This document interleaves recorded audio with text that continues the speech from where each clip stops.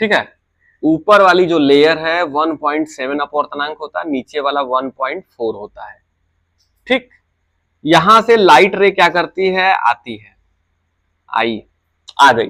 ठीक है, जब आती है या जो भी एनर्जी होती है, इलेक्ट्रोमैग्नेटिक वेव होता है, उसको ट्रांसमिट किया जाता है, यहां पे भेजा गया, और आई इज ग्रेटर देन सी है, आई क्या है, सी से ज्यादा है, तो पूर्ण आंतरिक परावर्तन होगा। जब पूर्ण आंतरिक परावर्तन क्यों हो रहा है भाई, ध्यान से देखना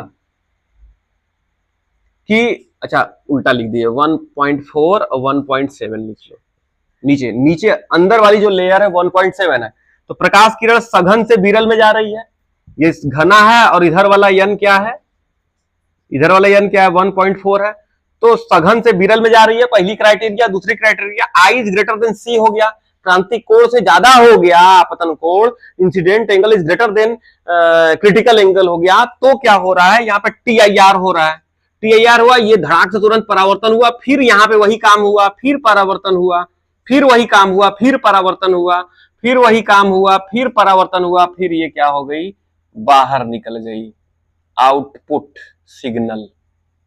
ठीक है, ये बाहर निकलने वाला सिग्नल है, ये इनपुट है। तो जितना हम एनर्जी भेजते हैं पाइप के, ऑप्टिकल फाइबर के इस साइड, उतनी ठीक बराबर एनर्जी इस साइड निकलती है। ठीक है, इसमें लॉस ऑफ एनर्जी जो रहता है वो एकदम जीरो होता है, इसीलिए इसका इस्तेमाल किया जाता है हाई स्पीड इंटरनेट के लिए। ठीक है, डेटा को ट्रांसफर करने के लिए बहुत तेजी से काम कर रहा है। समझ में आ रही बात? तो ये TIR का सबसे बड़ा यूज है। क्या नाम है इसका, ऑप्टिकल फाइबर, प्रकाशिक तंतु। ठीक है, ये आपके पेपर में पूछा जाता है, प्रकाशिक तंतु किसे कहते हैं, तो सिंपल से बता सकते हो, दो प्रकार की लेयरें होती है, ऊपर विरल माध्यम का मतलब कम अपवर्तनांक की एक लेयर लगी रहती है, नीचे जो है ज्यादा अपवर्तनांक की लेयर होती है। जब प्रकाश किरण या जो भी रहे, प्रकाश भेजना है प्रकाश भेज सकते हो, ऐसा नहीं कुछ नहीं भेज सकते हो प्रकाश को। ठीक है, इलेक्ट्रोमैग्नेटिक वेव को भेज सकते हो। जब किसी विद्युत चुंबकीय तरंग को हम लोग क्या करते हैं, यहाँ पे एंट्री कराते हैं, तो यहाँ पे पूर्ण आंतरिक परावर्तन होता है, क्यों, आपतन कोण क्रांतिक कोण से ज्यादा होता है, और ये सघन से विरल में भी जा रही होती है, इसलिए यहाँ पे TIR होता है। और ये प्रत्येक बार TIR का शिकार होते हुए ये जो है प्रकाश किरण एक सिरे से, प्रकाशिक तंतु के एक सिरे से दूसरे सिरे में क्या हो जाती है, बाहर निकल जाती है, बिना लॉस हुए।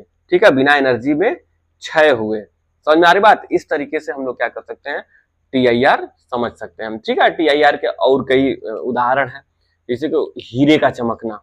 ठीक है, हीरा भी इसी कारण चमकता है, TIR के कारण। उसमें उसका जो क्रांतिक कोण होता है वो 24 डिग्री होता है, तो उसमें हीरे में देखोगे इस तरीके से कटे रहते हैं।